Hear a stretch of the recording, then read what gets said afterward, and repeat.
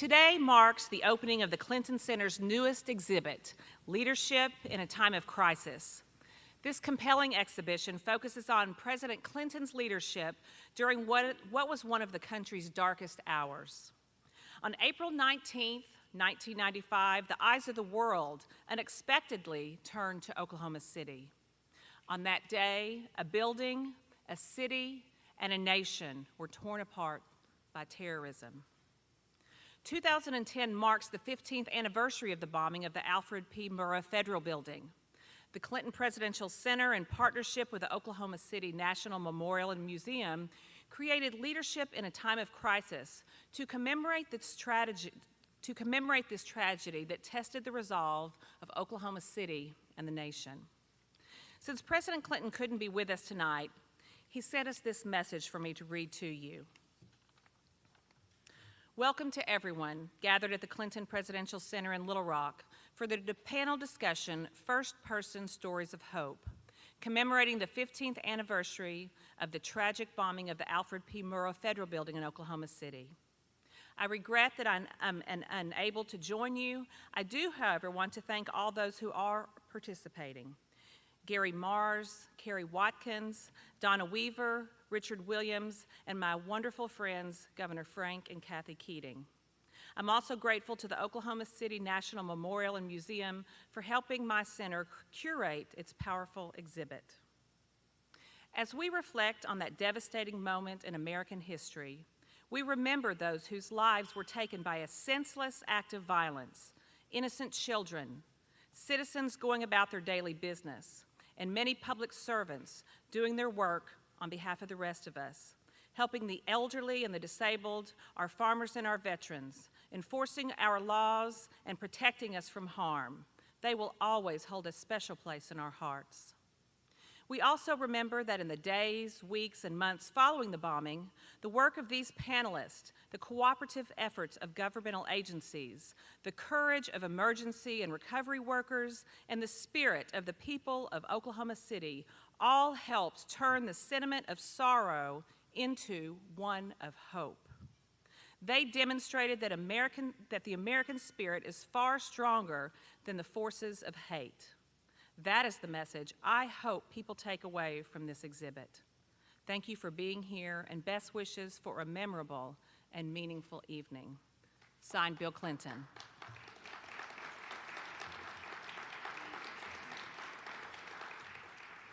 Now I would like to acknowledge the volunteers, Board of Trustees, and staff from the Oklahoma City National Memorial. We also have two designers of the memorial here tonight, Hans and Tori Bootser.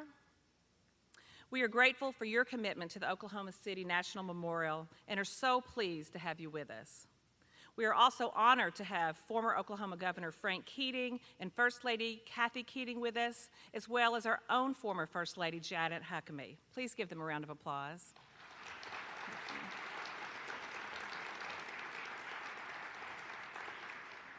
And very special appreciation to the staffs of the National Archives, the Clinton Foundation, and the Clinton School of Public Service.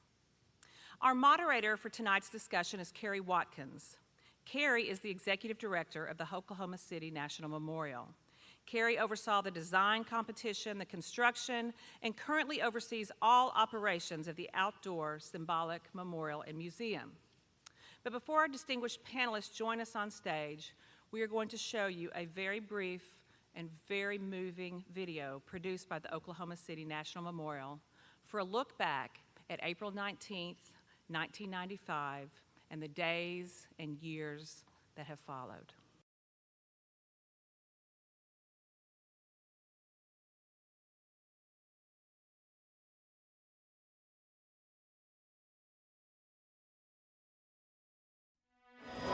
About a third of the building has been blown away.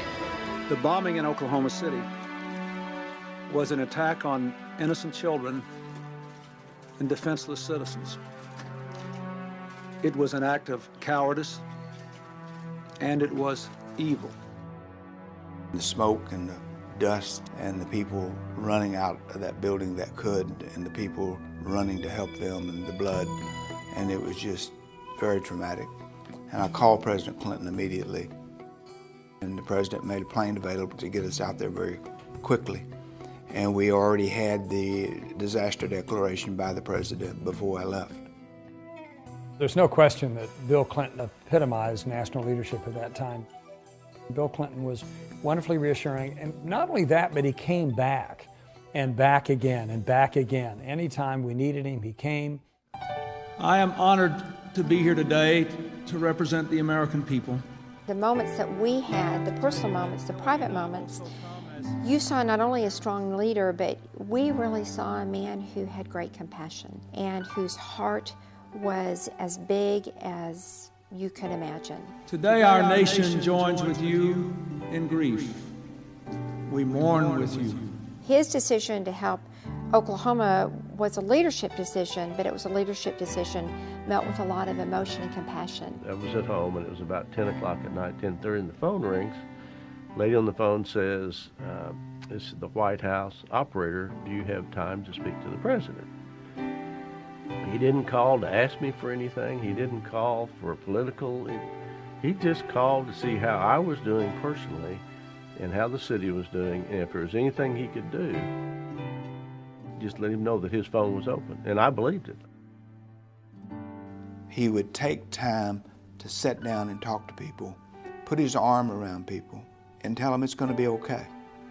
We'll help you get through this. He was so great to work with because I knew how much he cared about people. And he always told me, he said, James Lee, if it affects people, I want to know about it. And that was the standard. I have relived the moments of last year many times in my mind since I was here with you. I have wondered how you were doing and prayed for your strength. Your building was blown down and many lives were shattered. But today I saw again that the spirit of Oklahoma City fell not. Like the tree behind me, which has now become famous. It lost its leaves and its bark, and it's still kind of ugly. But it survived, and it's going to bloom again. Why is it going to bloom again? Because its roots kept it strong and standing. The survivors and the spirit of this community are blooming again because your roots kept you strong and standing.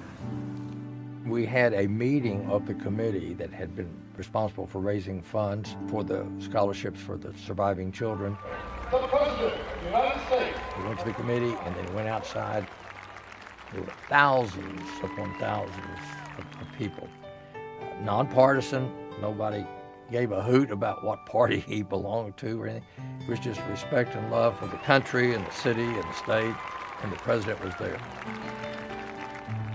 There are places in our national landscape so scarred by freedom's sacrifice that they shape forever the soul of America.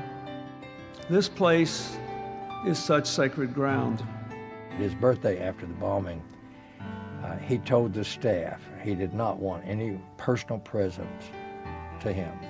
And he asked that all his staff, as a birthday present to him, to contribute to the scholarship fund. And I think that's a big summary of where his heart was at that time, and to this day. In Romans it is said, the night is far spent, the day is at hand. Let us cast off the works of darkness, and let us put on the armor of light. May you keep on your armor of light. May you keep your light shining on this place of hope, where memories of the lost and the meaning of America will live forever. Oh, beautiful for spacious skies, for amber waves of grain. Time takes its toll not only on youth and beauty, but also on tragedy. The tomorrows come almost against our will, and they bring healing and hope, new responsibilities and new possibilities.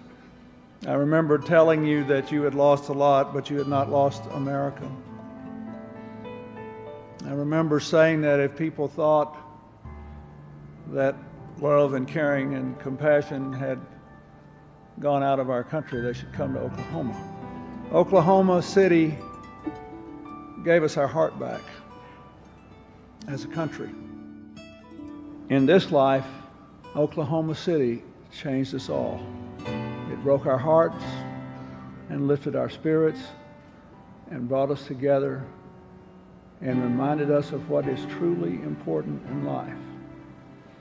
Because of how you responded and what you did, you changed us all and gave us a great and enduring gift. God bless you.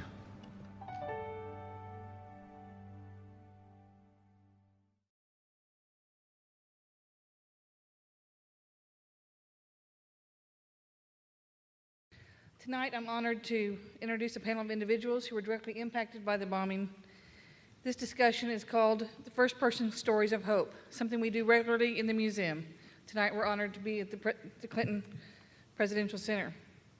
These folks were confronted with extraordinary circumstances and tragedies, and they have inspired us all by how they have embraced what life gave them and moved forward. First, I'd like to introduce Richard Williams. Richard is a survivor of the bombing. He's the former district manager for the General Service Administration, who owns and operates the public buildings of the government. He was in the first floor office on April 19th. He was severely injured and spent many months in the rehabilitation and recovery.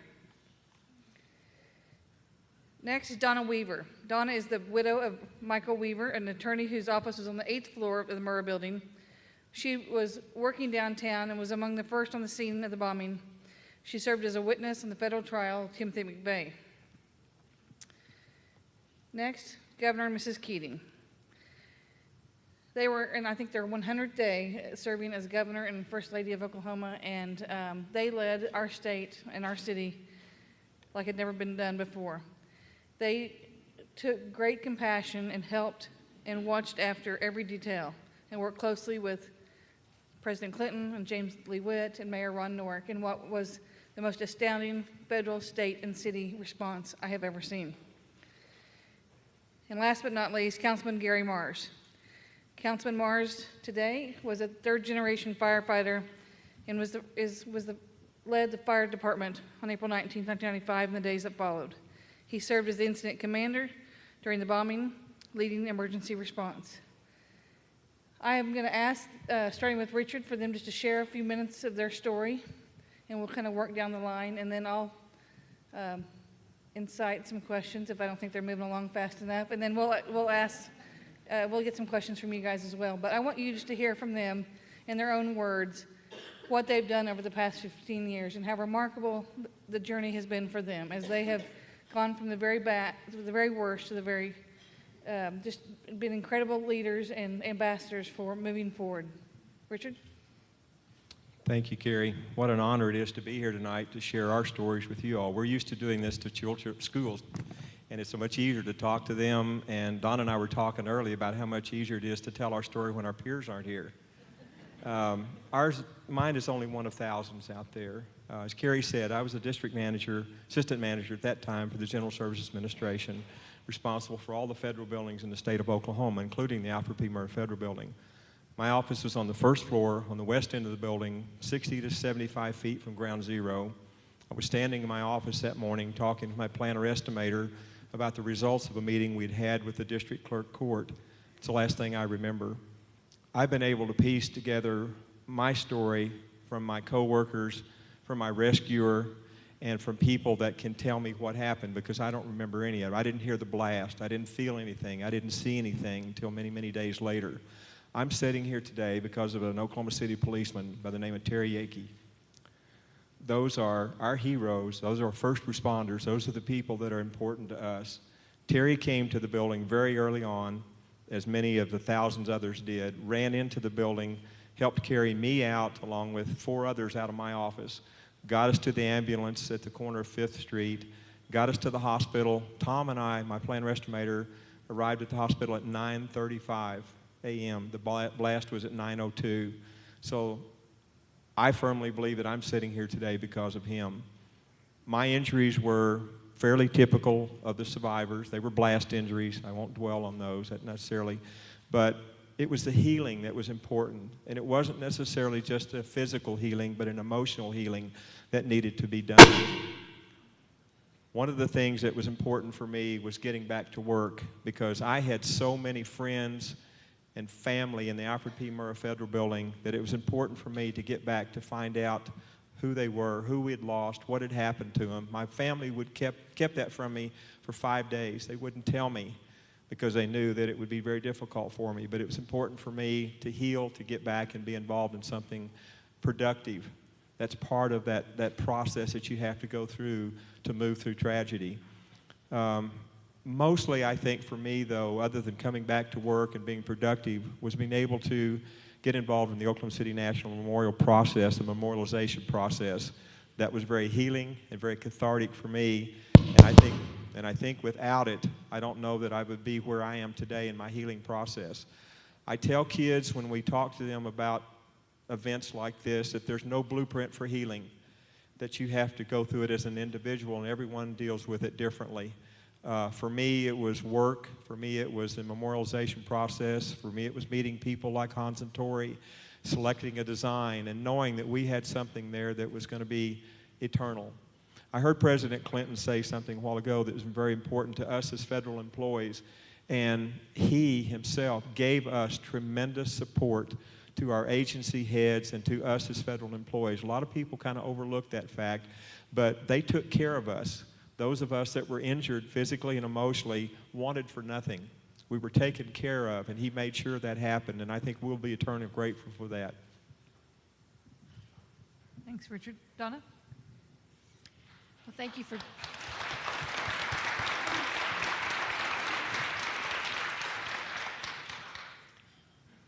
I'm glad to be here on behalf of the memorial. My story could be told by a lot of people here, but I'll tell you mine. It was, as our memorial starts, it was a day like any other day. I have 2 sons who were in 6th grade and 10th grade at the time, 12 and 16.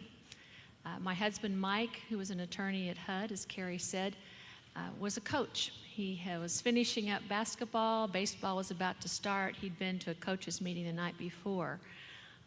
I worked downtown Oklahoma City, about 2 blocks north, for Southwestern Bell Telephone Company at that time.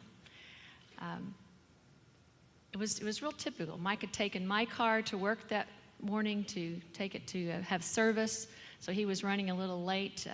I was in my office and having a meeting with a coworker when the explosion occurred that changed our lives, wiped out the future that I thought I was going to have, changed it completely, changed my son's lives. You know, that the future became a black hole at that time, I like to say. We just had to learn how to recreate it. We had to learn how to recreate a new normal. And I think the ways that we did that were probably not too unusual from other people in this situation, but it was a very slow process. I did not go back to work for about 2 months, I think, even though I wasn't in the Murrah building. The effect of the bombing affected concentric circles of people, not only those in the building that were killed, the family members, the survivors, but then you take the rescue workers, you take the co-workers and family of the victims, you take the city workers, the state, the country, everybody was affected. I like to say that our normal was wiped out, everything that was normal. In our building, we thought that the explosion was in our building. There was some what looked like smoke coming up inside. It turned out to be dust where the ceiling had fallen in.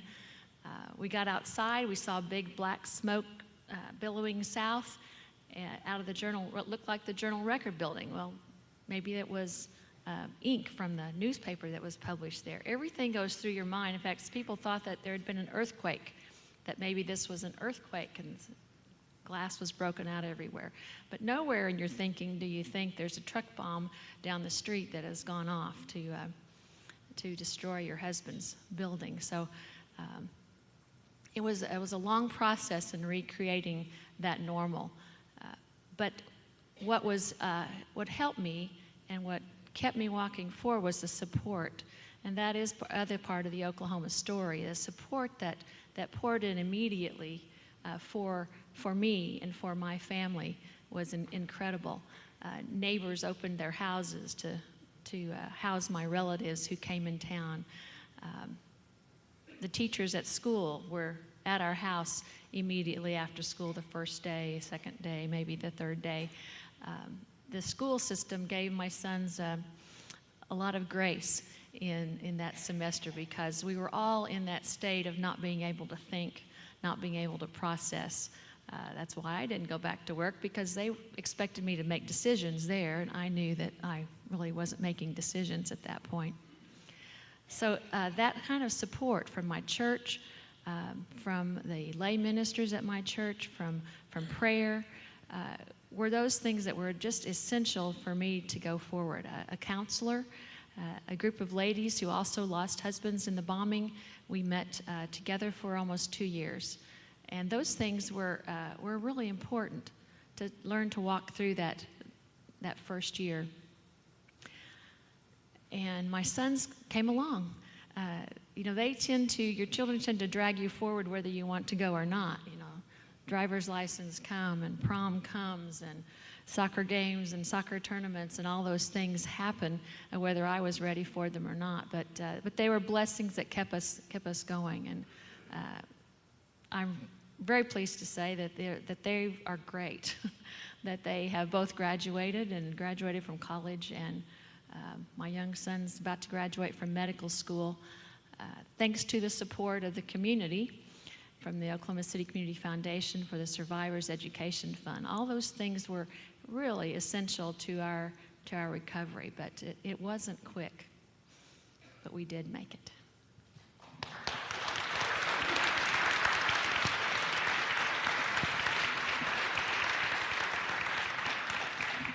Mrs. Keating? Golly, it doesn't seem fair that I have to follow Donna. One of the central themes I think you're going to experience this evening is there is a sense of community, a sense of family, a special sense of love that was an outcome of a terrible, senseless tragedy.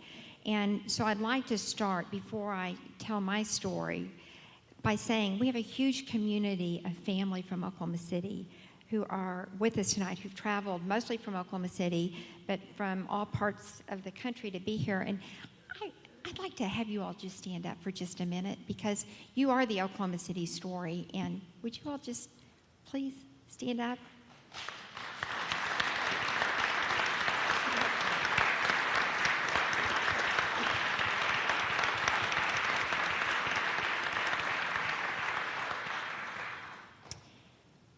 Janet Huckabee, the former First Lady of Arkansas, is a longtime friend whom I didn't know at the time of the tragedy.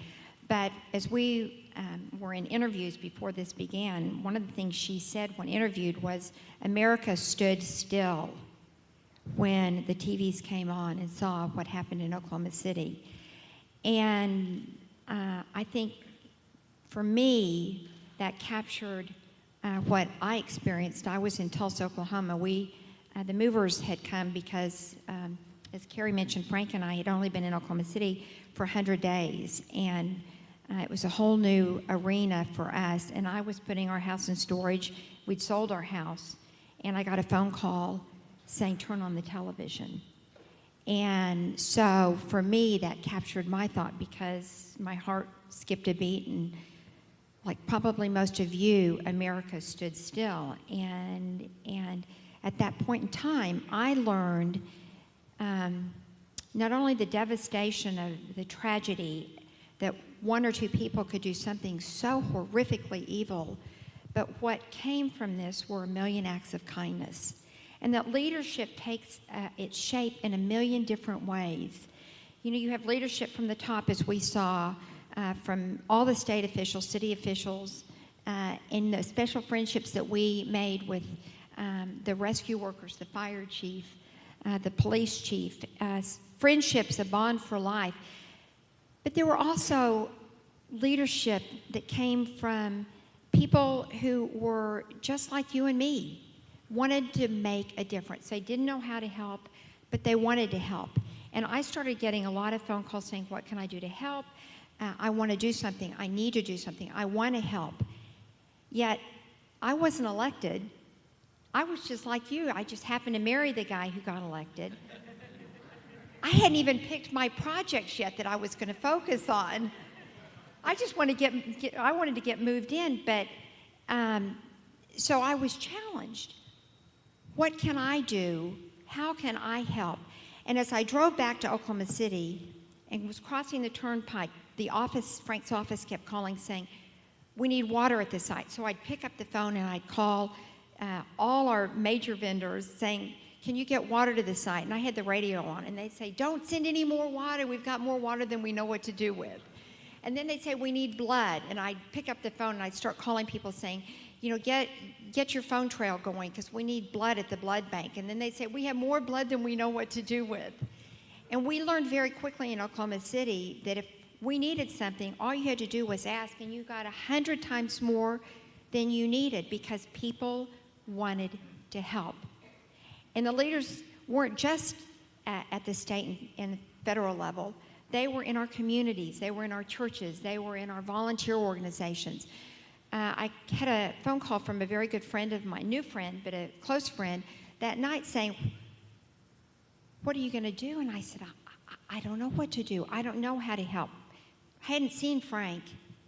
And she said, Cathy, in your own life, what would you do if something happened like this to someone in your family? And I said, well, we'd have a prayer vigil. And she said, well, there you go. And thus the prayer service was born. And I got on the phone, didn't know any of these people very well, and called 5 people at 9:15 on Wednesday night, April 19th, and said, will you get out of bed and come over to the mansion? I need your help. And that night, the prayer service was planned. The next morning, first person I called was Billy Graham's office. Billy Graham had been sick. His secretary said there's no way he could come. He had to be in at Mayo Clinic for tests on Monday, and he'd been suffering all week from a terrible bout of the flu. And I told her I was calling because I wanted him to participate in the prayer service on Sunday.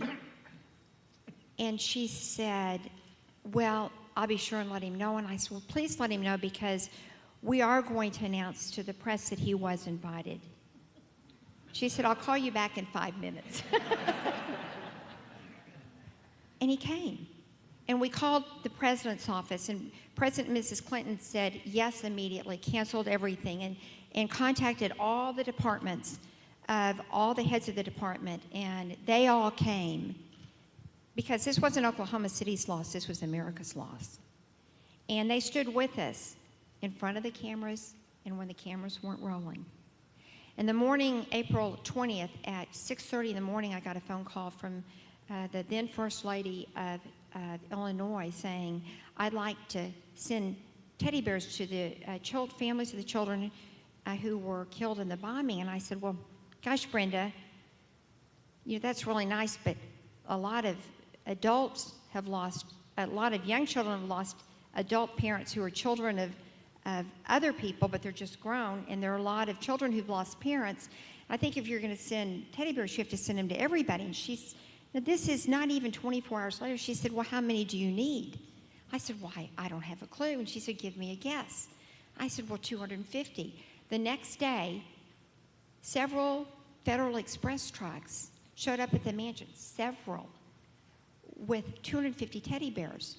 And when we handed out the tickets for the prayer service on Saturday morning, we quickly found that we needed more than 250, and so I called her back on a Saturday and said, I need another 250. She said, well, Cathy, the warehouses are closed, so I can't get a hold of Marshall Fields. And I said, I have to have them before the prayer service, and they have to clear Secret Service before 9 o'clock tomorrow morning. She said, well, how are you going to get them there? I said, I have that taken care of. Well, I didn't. Called Herb Kelleher, Southwest Airlines, and said, can you help out? Sent a plane to get the teddy bears so that they could be there the next morning. Leadership came at all different in all different shapes, sizes. A man from Texas who was 93 years old drove up on his own to work for the Salvation Army, the food shift at the Southwestern Bell parking lot. And one night, I was waiting to hand out roses. We'd gotten 10,000 roses from all over the country for the prayer service, and we couldn't hand all of them out. So we started handing them out to rescue workers as they were coming off their shifts late at night. And he looked at me and he said, "There is no time for anybody to stand around doing nothing."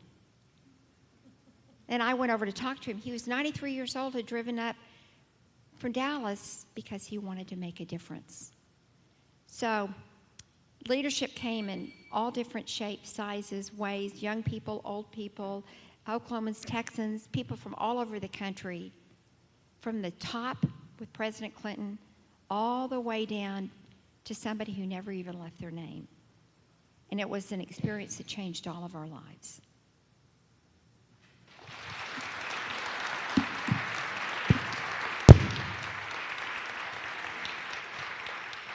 Governor Keating?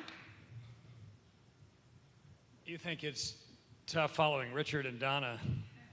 How about following Richard, Donna, and Cathy?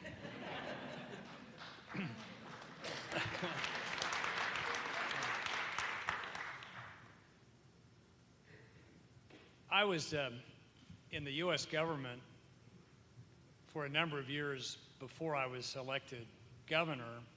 I'd been an FBI agent and United States Attorney and had supervised in Washington the U.S. Customs Service and the Secret Service and ATF and the U.S. Marshals and the U.S. Bureau of Prisons, and had the honor under George H.W. Bush to be the General Counsel and the Deputy Secretary of HUD. So what happened at the Federal Building on that horrific April 19th, 1995 was an attack on my federal family. These were federal employees. Mike, an example of that, who was a fellow HUD lawyer. I had been, as I noted, the general counsel shortly before, so it was a very personal assault. But I remember thinking at the time, when the Cold War was over, I remember a number of us sitting around discussing, now what would we do? I guess the CIA, I guess the National Security Agency would spend their time focusing on protecting American patents, trademarks, and copyrights, because we had no enemies. It was the end of history. You remember Francis Fukuyama's wonderful book, Liberal Democracy Prevailed, therefore history was over, and there were no more problems. When I was in my office and we had a prayer breakfast that morning in Oklahoma City, and I'd returned to the office after the prayer breakfast, and one of the TV news announced that there apparently had been a gas explosion at the federal courthouse. Well, I could see on television, number one, that the building was 2/3 gone. That was not a utility explosion. And second, it was a federal office building. It was filled with people, and it was 9 in the morning. So you would expect there would be horrific loss of life, which there was. I also knew there was a daycare center there because I had gone to that building several times to visit actually the HUD offices and see some of those folks just not too many months before. So within a very short period of time, all these swirling, conflicting emotions, getting the National Guard and the whatever needed to be done in terms of coordinating for the rescue and recovery, all those things flashed through your mind. But the one thing I knew, which was a great reassurance to us in Oklahoma City, was that we had prepared for tornadoes. We had prepared for natural disasters. I'm sure you folks in Little Rock have a similar experience. You prepare for what you anticipate nature might bring you. And so I knew that as the head of the National Guard, I had a real professional. I had not known Gary Mars, who was the fire chief, very well, but I knew that Sam Gonzalez and Gary Mars, the police chief and the fire chief, were highly competent, highly skilled people.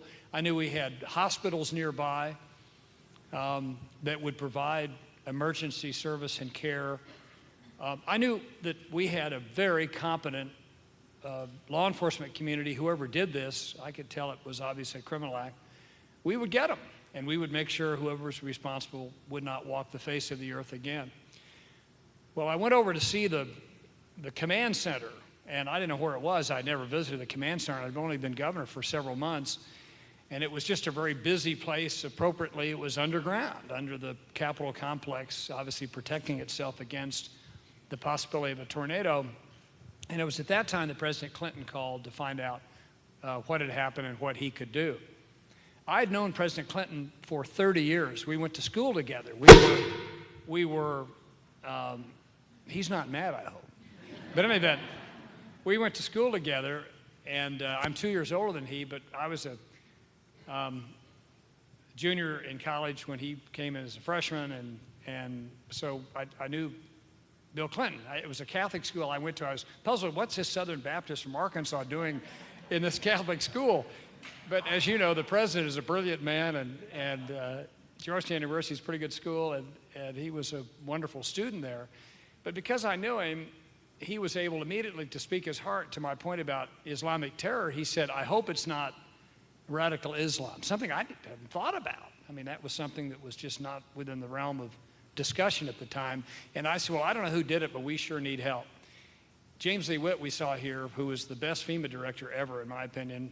James Lee immediately was available. President Clinton, of course, organized and sent us the urban search and rescue teams, the FEMA teams, that made it possible for us as a community to dig our way out and to console and heal and hug and love all of these wonderful people who suffered so terribly, like Donna, during this period of time.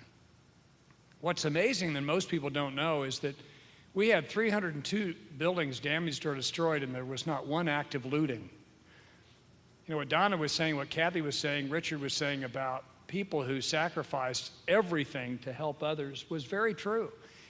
If, you know, the chiropractors, free massages, we had all the restaurant association there because we had a restaurant association convention going on at the time in the Civic Center, so they stayed and provided first-rate meals for all of the rescue workers.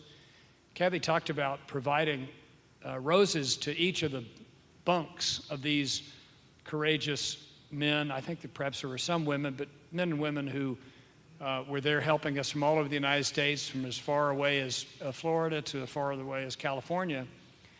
And one of them said to me, you can't believe this, it's like the Hyatt. We have roses on our pillows, the only thing missing are chocolate mints. Well, guess what they got the next night? And that was Cathy. But when you think about the battlefield decision that I made to provide a free college education for everyone who lost one or both children, and we had 30 kids who lost both their parents, 170 kids who lost one of their parents. But we didn't look for help outside. We didn't ask for a congressional appropriation. We stitched ourselves together ourselves. And, you know, that very limited funds we had, if you were killed, we took care of your kids. We tried to put your children through college. And I know a few years ago, I know at the 10th anniversary, we had over 100 kids, as I recall, that were going to college. But on the other hand, if your children were lost, we gave you therapy and all the love that we could muster. We buried the children. I mean, we wanted to save those very few resources for the children of the next generation to put them through college. But as Cathy said, out of evil, good comes. We believe that, those of us who are Christians, those of us who are Jews, whatever our faith community might be, hopefully believe it as well. But there is no question that there was a renaissance of Oklahoma and Oklahoma City as a result. We turned on the televisions and we saw an extraordinary people. You know, Oklahomans had their daubers down on occasion. It was, maybe we were too close to Texas and it made it very difficult. But we really did have our daubers down, and to turn on the television and see the likes of Gary Mars and his fire service and the tremendous professionalism of the rescue and recovery effort, the goodness of the people, the willingness to work nonstop to help and to heal, asking for nothing in return, the fact that there was no no looting during all of that time when buildings all over the downtown area were shattered and open was really an amazing thing. And so as a result, Oklahoma City really has become a dynamic place. I mean, we have an NBA franchise now. It's a very much alive city, a new canal downtown, convention center, hotels. You know, what, 1.2 million people? I mean, a really very, very dynamic mid to large city that I think the attitude of those of us who survived was that we are going to make this place a better place. We're going to make these families a stronger families as a result of all of what we collectively went through. And it was a beautiful thing, but I wish it had never happened.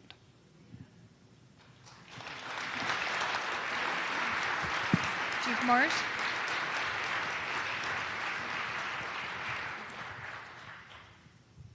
I don't mind following him. I really hate to follow her, I'll tell you. It's been that way for a long time, seems like. As the governor said, we had there was a yearly prayer breakfast in the spring, and most of the community had been there, I think, and we all had been back. I was headed back to City Hall for a meeting in my car when the bomb went off. And so I ended up being there very quickly. My business manager, Cathy O'Connor, had the misfortune of being in the car with me, and bless her heart, she was stuck down there for the rest of the day, and I think that's kind of worn on her over the years. But it originally came over our radios as a natural gas explosion in the Water Resources Board building, which was a small building across the street. So your focus is getting up, trying to find that building and try to do an assessment. And of course, when you got in front of the Murrah building, then it started to sink in what had really happened. I give Sam Gonzalez, the police chief, credit, as far as I know, for the first one that acknowledged that there was a crater in front of the building and that we had a crime scene, not a natural disaster. Within about the first hour and a half, we met Sam Gonzalez, the police chief, Mayor Ron Norick, myself, and Bob Ricks. Bob was the special agent in charge of the FBI office in Oklahoma City. Met in the FBI command post, and just the four of us. And within about an hour after sitting down, put together what I think was the operational plan that covered the next 17 days for all of that. We set the who was going to do what. FBI, of course, was in charge of the crime scene and all of the activities there. Sam Gonzalez, the local police department, was going to take care of security, scene control and security perimeter. And of course, the fire department was going to be in charge of all the rescue and recovery operations. We had that put together fairly quickly that day and started working with that concept in mind. I think it was a little disconcerting to some of the agencies that came in over the next 24 or 48 hours who normally come in and set up and think that they're setting up the initial phase and that they're going to take over everything. And but that was set up in such a way that just didn't happen. And I think, again, give a lot of credit to those other people for helping set that up and putting something together that really worked. They actually wrote the incident command system, rewrote it after Oklahoma City into what you now know as the unified command system. And I think we saw that showed them that was kind of the way to operate. But anyway, we put that together very quickly. You know, in Oklahoma, we had beautiful blue skies that morning, and we had thunderstorms and tornado warnings that night. And it was off and on like that for the entire operation. We had other things going on. We had a multiple alarm apartment house fire that happened about 11 o'clock that morning. So it's a challenge to put all of that together. We had every Oklahoma City firefighter on duty that day was down at the scene. We had called in all of the off-duty firefighters to go out and staff the stations that were vacated, and we had rigs from other communities come in and help us also in mutual aid. So we still had other responsibilities. The Murrah Building bombing was a very small geographic area. For anybody that's familiar with the Incident Command System, it wasn't a large geographic area to monitor. In some ways, the May 3rd, 1999 tornado in Oklahoma, the F5 tornado, was a much bigger challenge operationally because it was such a large geographic area. But we were able to concentrate all of that stuff down in downtown Oklahoma City and operate that way. It would take hours to go through just listening through these people here, the stories that come to mind and come back in your memory bank. Cathy mentioned getting stuff. I remember an incident, we had to go to the media and tell them to quit putting out calls for help or calls for things. One of them was doing a story on the rescue dogs that were working through the building. And he made the comment that the dogs were coming out of their working shift and their paws were sore, and some of them were cut from the debris, and of course they were hungry. Well, the next day we had cases of dog booties show up. And we have trucks full of dog food show up, and we really didn't need either one of them. I mean, you can't put booties on a rescue dog, it just doesn't work.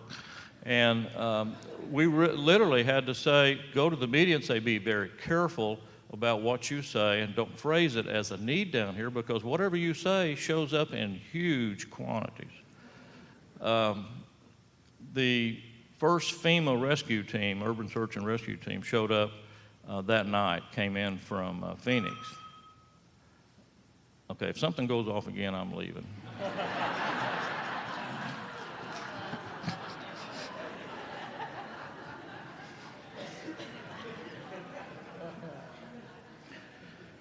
The first team came in that evening and started setting up, and then we started working with the urban search and rescue teams. Eventually, 11 of them came in over the course of the 17 days. And it was really a tribute to not only the federal government, but FEMA and the individual fire departments that staffed those teams, because they provided invaluable help. It can be a little disconcerting, though. I noticed on the video James Lee Witt, who's one of my dearest friends now, came up very quickly, and we met with them, put together some of the FEMA structure. For those of you that know James Lee, he asked me after the meeting, he said, what can we do? And I said, have you got a minute? I'd like to talk to you alone. And he said, well, sure.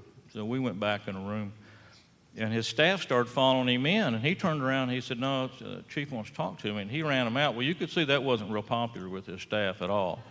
But when the door shut, James Lee kicked them cowboy boots up on the table and got him a dip in his lip, and he said, what do you want to talk about, Chief? And we set the tone for FEMA's response for the next 17 days. And really the priority that I needed was I in charge of the rescue and recovery operations, meaning could I tell the rescue teams what to do? And he said, absolutely. That's the role of the rescue teams, is to come in and do support. I said, would you walk back out in that room and tell them that? And he said, absolutely.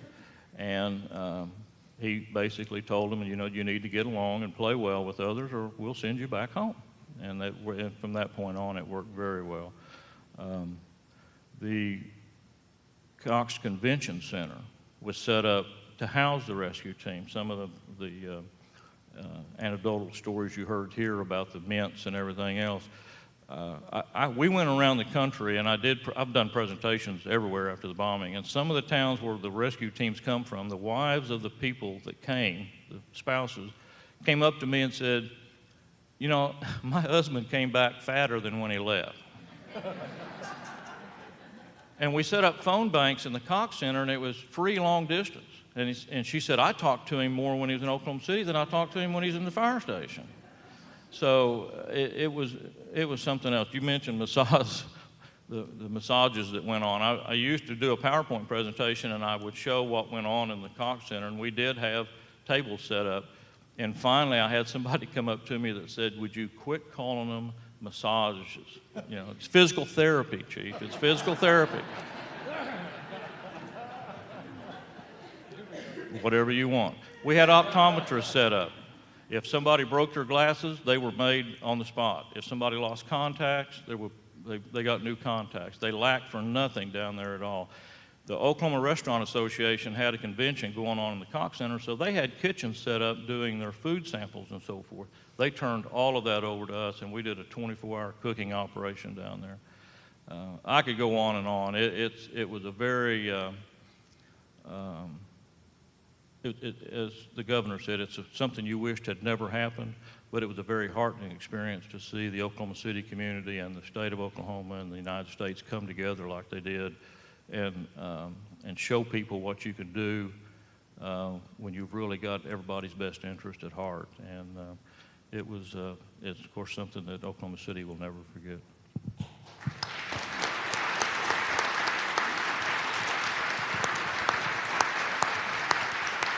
There are 4 main lessons we've looked back over the past 15 years that we feel like we have lessons that were learned that we can share. And one of those, I'm just going to kind of divide those up among you guys. One of those is the unified command. Why did that work so well in Oklahoma City? And frankly, it has not worked anywhere else quite like it worked then. Explain why it hasn't worked anywhere else. Up until the Oklahoma City bombing, the federal emergency management agencies, they have a training center, Emergency Management Institute in Emmitsburg, Maryland, and there's a fire training academy there and emergency management classes there. And we had actually been up there as a city in July of '94. And they put you through disaster management. They look at your plan. You're able to rework your plan. You're able to put these scenarios up there, and then you work through the system.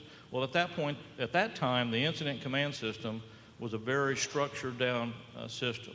And you had one incident commander, and that one broke it out to like 5 different people, and then those people broke it out to 5 more, and so on and so forth. And it was a very structured organization. It also was something that they said you had to go away from the scene and you had to be in a command center. You had to be in the bunker, so to speak. Well, we didn't do that in Oklahoma City. We set up the Southwestern Bell, our local phone company, turned over its building and parking lot to us. They were about 2 blocks north of the Murrah building. And we set up a RV city, so to speak. Everybody had their own little command post. And as long as I could walk out of the fire department command post and walk right into the police command post. We ran everything right down there. And we didn't try to control, there wasn't one person trying to control everything. They designated me as the incident commander for it, but that really, okay, I'm getting really worried now. But that didn't mean that I was controlling everybody. I certainly wasn't controlling the FBI, I can tell you that.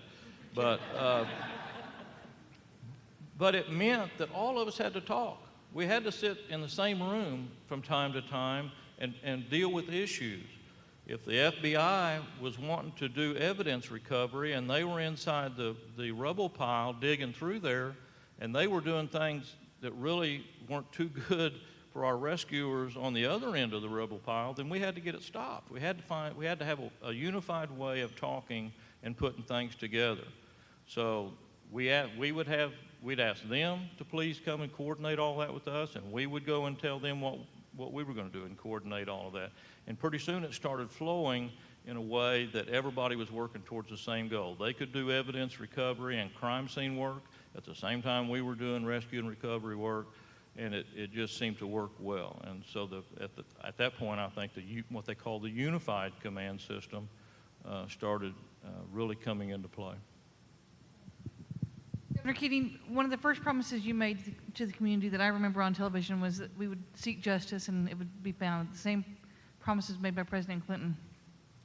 As the investigation went on and the trials happened, tell me how important seeing justice served was to our state and our nation.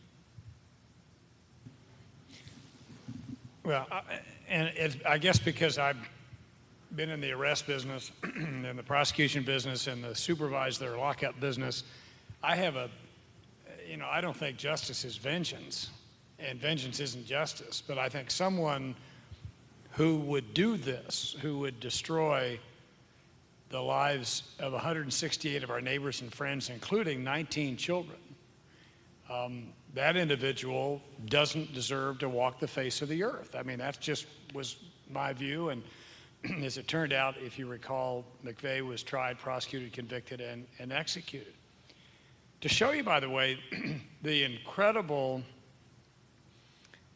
discernment of juries, particularly the jury in Oklahoma City. If you recall, this case was moved to Denver, Colorado, and McVeigh was tried in Denver, convicted, and his sentence was carried out as a result of that conviction.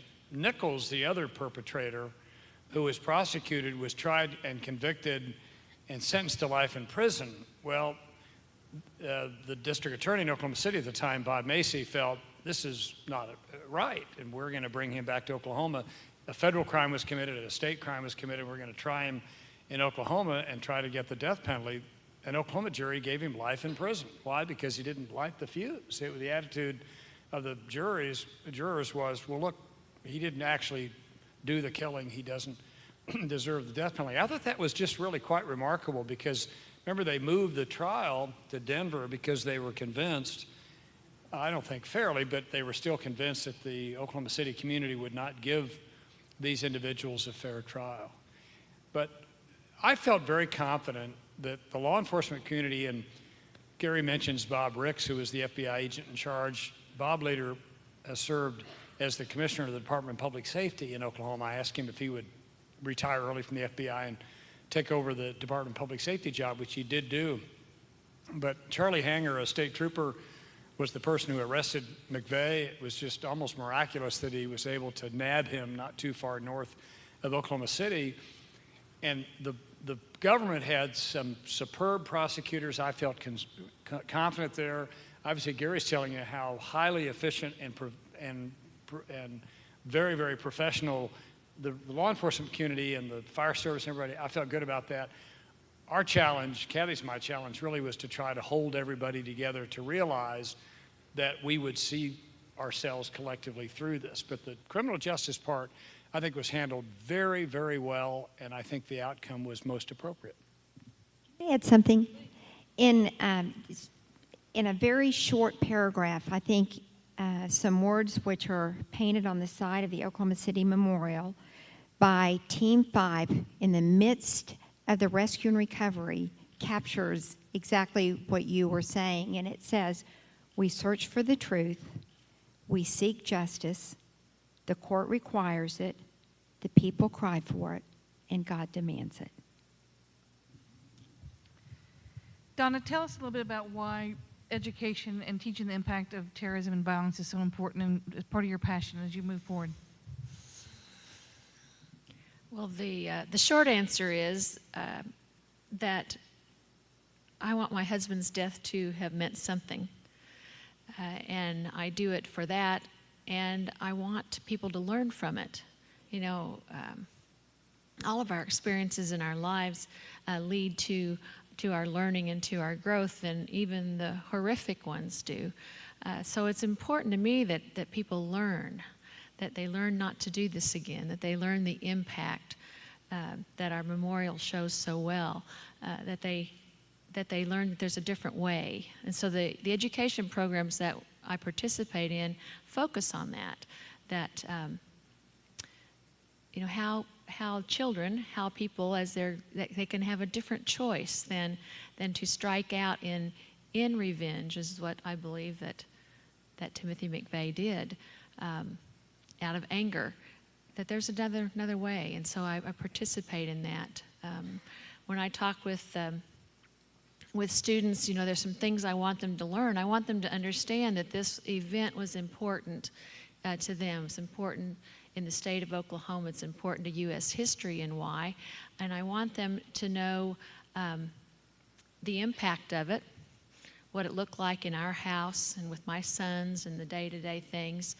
I want them to know that there's a way through it, that a person can survive something like this. And I want them to know how to be a friend to somebody that they know who may not have had their dad in a bombing, but they've lost their dad, they have a divorce. There's lots of other tragedies to children that they can learn how to live and how to create that new normal. So those are my objectives when I talk. Thank you. I'm going to ask Richard a question, and then I'll open it to questions and answers from the audience. But Richard, tell me why the memorialization process, and you started this a while ago, but why is that memorial today so important for this nation? The Oklahoma City National Memorial means coming together. It means hope.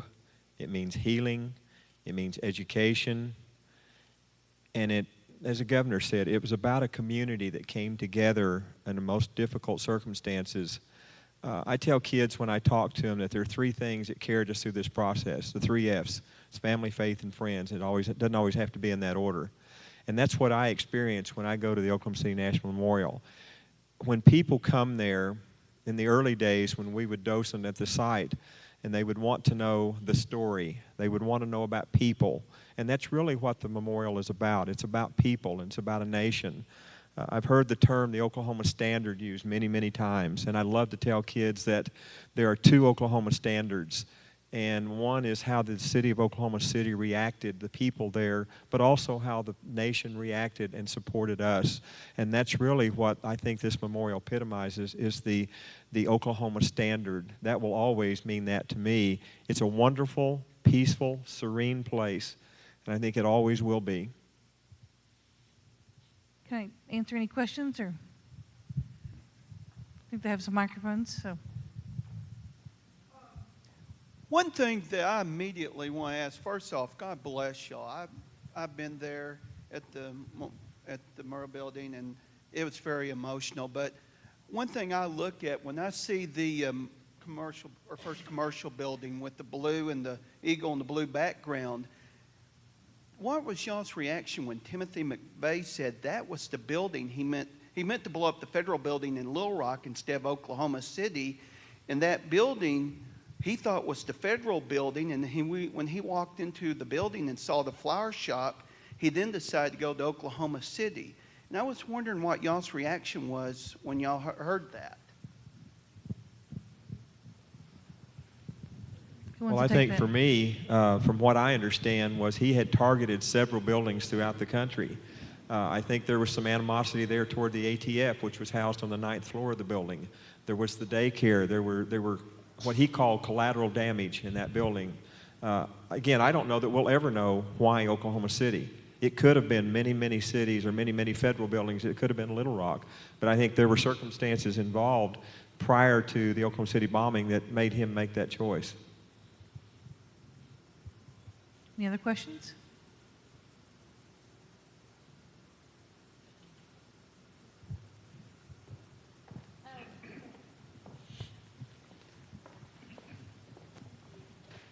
I was just wondering how you guys think that, well, you've talked about what our country learned and, what the community learned in dealing with this very tragic event in Oklahoma City, and how the country used that or maybe didn't in like 9/11, for example, or things that have happened since Oklahoma City. If you've seen evidence of these good things happening because of what the good response that was seen in Oklahoma City.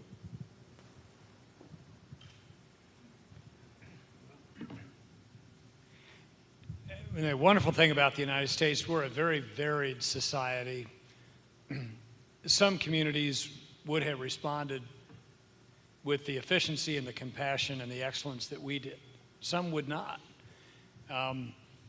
There always is some degree of confusion. I remember after 9/11, there were 3 governors, Georgia, Florida, and Oklahoma. The 3 of us were asked to appear at City Hall in New York to explain lessons learned. And, natural and man-made disasters, we made the checklist of we need interoperable equipment to be able to communicate among and across jurisdictional lines. That was a big problem at 9/11. It continues to be a problem, quite truthfully, today. And all those technical things will be addressed. The lesson that I've learned, and I teach if anybody asks, is make sure you don't have a hack as the police chief, or a hack as the fire chief, or a hack as the emergency management, or the highway patrol head, or the National Guard head. Have a highly professional person. I mean, I'm a Republican. I got some grief when I appointed Steve Courtright as the Adjutant General, who was a Democrat, and he was there about a month and before the Oklahoma City tragedy, and Steve Courtright was the best Adjutant General in the country. I mean, he was superb, very professional. He was already a 2-star general when he took over the responsibilities of the National Guard. So you can always get the equipment. You can't always get excellent leadership, and every public official, a mayor of Little Rock, mayor of Oklahoma City, needs to make sure they have really professional people in the event of a tragedy. But that community part is very hard to replicate. The spirituality, the goodness, the willingness to risk everything for strangers, that's very unusual in many societies. But in Oklahoma City, you know, for some unknown reason, we got our number called. And the horror that occurred there, all those wonderful people that aren't with us today, I think look down from paradise and say, but you know, out of that evil, good came, and all of us worked together to make our community, our people better. And that's what we tried to do, and hopefully we will have done it and still feel that we've done it 20, 30 years from now. I think I can relate on a much smaller scale, not nationally, but I think in my circle, in the circle of people that I know, it made a big impact in how they live their lives personally. You heard after the bombing over and over again, well, I just went home and hugged my kids tonight, and people made changes in their priorities. People went back to church. They went to church for the first time. I think there were a lot of small individual changes that I saw for years, and I'm sure others did too. The only other larger scales, I think, you know, we heard a lot about New Orleans, but I'm wondering if Biloxi might have a similar story, just not, it didn't catch the media eye. A lot of groups have gone down to help. They've had responses from around the country to go in there and work, and they haven't asked for as much, but I wonder if they really were similar to us. I don't know specifically. Can I? Oh. They had if you remember, New York City had a bombing before '95. It wasn't successful, or wasn't very successful. And if you talk to the rescue community, the response to 9/11 was much different than the first bombing, based on what they saw and learned in Oklahoma City and some of the command procedures that were used there. But on a personal level, we had a number of family members and survivors go to New York City. And New York City had set up a family center across the bay or something. They had to take a ferry to get over to where the Trade Center was. And the Oklahoma City people worked not only in the family center, but rode that ferry back and forth with the New York people. And I think that you can read stories, I've certainly heard stories about how much that meant to the New York people because they've been through it. The Oklahoma people have been through it. And to be able to relate to them and help them through some of that, I think, was a big part of their efforts up there. I think it goes back to why we're here tonight. Leadership matters. And I think leadership at all levels, from the very top, from President Clinton, all the way down to many children in the schools who had leadership at home, and through the leadership of their parents, they wrote letters to children in the hospital and said, I'll be your friend. What can I do to help you? I'm thinking about you. And they continue to send pictures. But I think when you have individual leadership, which I think, you know, maybe Frank and Gary would be shy and not discuss, it made a difference at all levels. It made a difference because President Clinton showed leadership to the nation, but he also showed leadership when the cameras were off. and behind closed doors. And so did James Lee Witt and the United Way and the American Red Cross and the Salvation Army and the Baptist community. And the list goes on and on and on. And individual people, one of the most tender stories is a man who came because, as Gary said, they kept saying, don't tell anybody we need anything on the radio, because they would come in droves. Man drove up early one morning and in a car that was hardly working, with his wife and his children in the back seat, and the children didn't have shoes on or coats, and it was cold. And he leaned over and handed some steel-toed work boots to one of the guys who was securing the perimeter. He said, "What are these?" He said, "Well, they just called and said we needed steel-toed work boots for the rescue workers." And the guy, Clayton Hoskinson, took the shoes, and they were warm, and he looked down, and he didn't have shoes on. He said, "Well, sir, you don't need to give your shoes." He said, "I want to help." Leadership came at all levels, and I think it was the defining moment which made a difference. And that's why FEMA rewrote its book, entitled it The Oklahoma Standard. Well, thank you very much. We've been blessed by some great leadership, and we're very proud to have shared our story with you.